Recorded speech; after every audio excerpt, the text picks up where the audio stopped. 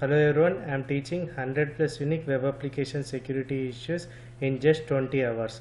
With this course you can apply for security testing jobs or you can do bug bounty from home. Watch from lesson 0 guys, otherwise you will not be creative.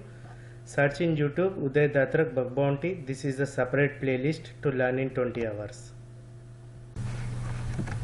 Hi guys, sometimes for web applications you don't need to do any attack for the user enumeration. For example, when you log in into an application,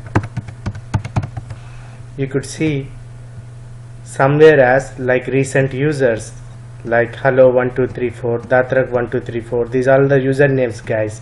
These are not the first name and last name which you can see in the Facebook guys. These are the actual usernames, can be used as a username with their password guys. So if someone try to brute force for this password, this particular username, he will be able to log in as that particular user.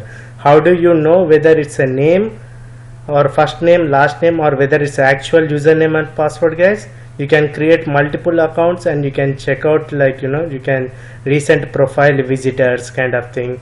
Most of the dating applications will show all the usernames itself instead of the first name or last name.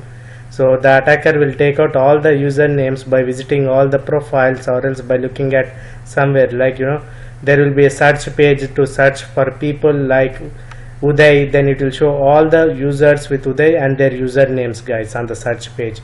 So it should not show the usernames, because what attacker will do is he will try to take all the usernames and he will try to brute force guys.